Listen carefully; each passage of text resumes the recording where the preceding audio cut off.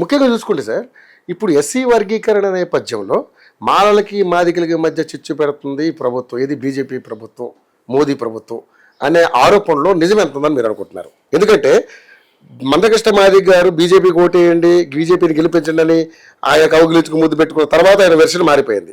So మన నిజంగా BJP పాత్ర మీ కులాల మధ్య చిచ్చు పెట్టే కార్యక్రమం, కుంపడి పెట్టే కార్యక్రమంలో ఆరోపణలు వస్తాయి, ఎంతవరకు నిజం అనుకుంటున్నారు మీరు? ఆయన కుంపడి పెట్టే నడవది, పొయ్యిలో కట్టెలే చేసినా కూడా నడవది, ఏది నడవదు. తెలంగాణలో మొన్న జరిగిన పార్లమెంట్ ఎన్నికలల్లా కుండ ఎత్తేసాడు కేసీఆర్. ఆయన కుండ ఎత్తేసాడు. ఎత్తేస్తే అటు ఇటు వద్దని అటు వేయించాడు ఓట్లు. ఎవరికి? బీజేపీలోకి వేయించాడు. ఇప్పుడు బీజేపీ రమ్మను అంటే దాని వెనకాల కేసీఆర్ గారి పాత్ర ఉందంటారా? బ్రహ్మాండంగా. అంటే రెండు పార్టీలు ఒకటే అని అంటున్నారు, అందులో నిజం నేను పాపం కవిత ఎట్లా బాగా సిఆర్ జైలుకు నాకు తెలియదు కదా, నీకు తెలియదు, నాకు తెలియదు, పోయిందాక తెలియదు. అవునా కదా? వచ్చినప్పుడు మాత్రం ఎందుకు పోయిందని అందరూ తెలుసు. లిక్కర్ స్కామ్ పోయింది అంటున్నారు. లిక్కర్ చెప్పేది తింటావా? ఎవడో తాగొచ్చు ఇంటికాడ ఎందుకు ఇంట్లో మారిపోయి తాగొచ్చు అంటారు. ఒక ఆడపిల్ల లిక్కర్ కంపించిందంటే ఈ దేశం ఎదగా వినవా?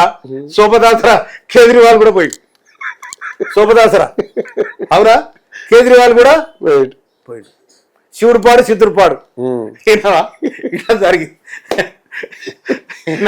వినవా? అందుకోసమనే ఈడ బీజేపీలు ఉండదు, బోజేపీలు ఉండదు, ఏది ఉండదు. నికరసిన కాంగ్రెస్ పార్టీ 140 సంవత్సరాల చరిత్ర కలిగిన పార్టీ.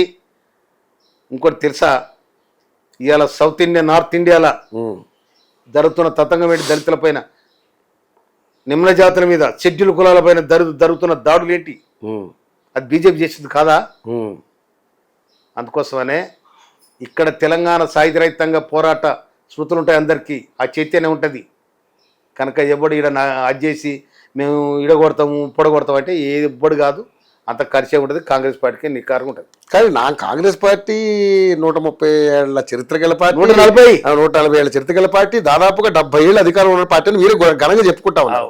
కానీ మరి ఎక్కడ పోటీ చేసినా ఓటమి పాలు అయిపోతున్నారు రాష్ట్రంలో, 29 రాష్ట్రాల్లో. మీకు కేవలం ఎక్కడ తెలంగాణలో, పక్కన ఉన్నటువంటి కర్ణాటకలో, జస్ట్ హర్యానాలో తప్పితే ఇంకెక్కడున్నారు మీరు? కాంగ్రెస్ సారీ మన హిమాచల్ ప్రదేశ్లో తప్పితే ఇంకెక్కడున్నారు మీరు? ఒక మాట చెప్పనా, కాంగ్రెస్ పార్టీ పడ్డాలేస్తుంది, నిలబడుతుంది. ఆఖరికి ఢిల్లీ కూడా బాయ్, ఢిల్లీలో కూడా మీరు గట్టిగా ఇది చేయలేదు. మేము గెలిచిపోలే కదా, మేము ఉండిపోలే కదా, ఉండిపోయింది కేజ్రీవాల్ నిలబడి కవితమ్మ. మరి ఎవడు? ఢిల్లీలో డిపాజిట్ కూడా రాలేదు మీకు, మహారాష్ట్రలో కూడా రాలేదు. తింటావా? కాంగ్రెస్ పార్టీ ఈనాడు పోవచ్చు, రేపన్నాడు పోయేది కాదు కాంగ్రెస్ పార్టీ. అట్లా అనుకుంటే ఏనాడు పోవాలి కాంగ్రెస్ పార్టీ చరిత్ర లేకుండా. కానీ కాంగ్రెస్ పార్టీ ఏనాడైనా చరిత్రతో నిటారుగా నిలబడుతుంది. ఒక మాట చెప్తానండి, ఎమర్జెన్సీ పెట్టింది ఇందిరాగాంధీ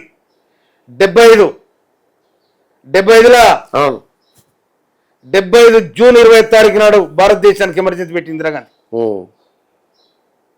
75 ఎన్నికలు జరిగినాయి, చిత్తు కొడిపోయింది కాంగ్రెస్ పార్టీ. కానీ ఇందిరాగాంధీని అరెస్ట్ చేశాం.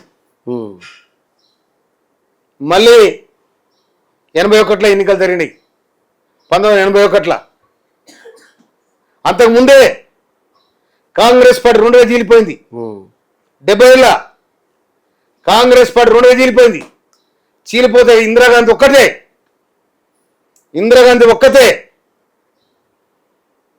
ఇందిరా కాంగ్రెస్ అని పేరు పెట్టి చేతి గుర్తు మీద పెట్టి అప్పుడు ఎన్నికలు వచ్చినాయి, అసెంబ్లీ ఎన్నికలు వచ్చినాయి. ఎక్కడ? ఆంధ్రప్రదేశ్కు, కర్ణాటక వస్తే 78 ఎన్నికలు జరిగితే ఇక్కడ చెన్నారెడ్డి ముఖ్యమంత్రి అయిండు, అక్కడ దేవరాదాస్ ముఖ్యమంత్రి అయ్యాడు కర్ణాటక. ఈ 81 జరిగితే, 81 పార్లమెంట్ ఎన్నికలు జరిగితే మళ్ళీ ఇందిరాగాంధీ ప్రధానమంత్రి అయింది ఈ దేశానికి. కనుక కాంగ్రెస్ చరిత్ర అట్లా ఉంటుంది. అందుకోసమే కాంగ్రెస్ పార్టీ ఇవాళ బీజేపీ మోడీ బాగానే లేగదూడం తీసుకొని ముద్దాడుతుంది. మొన్న చూసిన బొమ్మ, మోడీ లేగదూడం తీసుకొని ముద్దాడుతుంది. నేను కూడా ఏమంటున్నా అంటే మోడీ గారిని బరెదూడను కూడా ముద్దాడు. ఈ బర్రెలు కాసుకుంటారు పేదలు, ఆవులేమో మీరు ఇంటికాడ దాస్తారు, అదే అడిపోయి తిరుగుతుంది బర్రె, ఆ బర్రెతో కూడా ముద్దారు అందరు కలుపుకొని పోయినట్టు ఉంటుంది. అంతే కదా, అది జీవం ఇది జీవం. అది జీవం ఇది జీవం కదా. అట్లా అందుకోసమనే కాంగ్రెస్ పార్టీ ఏనాడు పోదు, ఎవరితో కాదు, పోతూనే ఉంటుంది వస్తూనే ఉంటుంది, పోతూనే ఉంటుంది వస్తూనే ఉంటుంది కాంగ్రెస్ పార్టీ. లేకపోతే 140 సంవత్సరాలు నిలబడాలంటే ఎక్కడ, ఇలా నేనున్న 24 సంవత్సరాల పార్టీలో పనిచేసిన, ఒక్క తనక వచ్చిన పడి మరి మా ఎమ్మెల్యే నేను గజ్జుడ చూడండి అంత కష్టపడి పనిచేస్తే ఆ పార్టీలో మీకు సరైన సముచిత స్థానమే లేదన్నా ఇక్కడ రాగానే. కనుక కాంగ్రెస్ పార్టీ అలాంటిది. కానీ ఇక్కడ మరి దగ్గర తీస్తే కాంగ్రెస్ పార్టీ ఓకే ఎవ్వరిని దగ్గర. సో నిజంగానే అంటే ఎలక్షన్స్ ముందు పారాషూట్ లో వచ్చిన వాళ్ళకి సీట్లు ఇవ్వద్దు అన్నదానికి మీరు వచ్చారు, మీకు సీట్ ఇచ్చారు, గెలిచారు. సో దీన్ని ఏ విధంగా చూస్తారు మీరు? బ్రహ్మాండంగా. అంతేనా?